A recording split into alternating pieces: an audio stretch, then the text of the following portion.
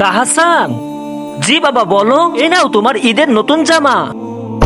আরে এটা তো কালা পাঞ্জাবি, আমি তো তোমাকে লাল পাঞ্জাবি আনতে বলেছিলাম।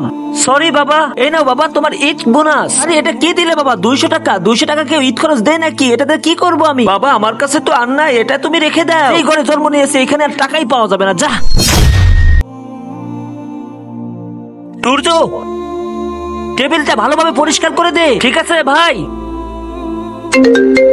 হ্যাঁ মা বলো। আরে ঈদ তো চলে আসলো, তুমি তো এখনো টাকা পাঠাইলে না বাবা। মা তুমি টেনশন করো না, আমি আজকের এই মালিকের সাথে কথা বলে টাকা পাঠিয়ে দিব।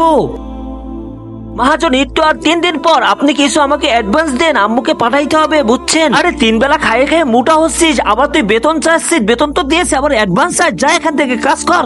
আরে লজ্জা লাগতেছে, আমি যেই ঘরে জন্ম দিয়েছি। হ্যাঁ আব্বা, আব্বা তুমি আমাকে মাফ করে দাও। কি বলো? সমস্যা নাই বাবা, যে জিনিস তুমি আমাকে দিয়েছো ও তো গরিবরা স্বপ্ন দেখতে পারে না। ধনী গরিব সবাইকে জানাই ঈদ মোবারক। যদি আমাদের ভিডিওটি আপনার কাছে ভালো লেগে থাকে তাহলে চ্যানেলটি সাবস্ক্রাইব করতে ভুলবেন না। ধন্যবাদ।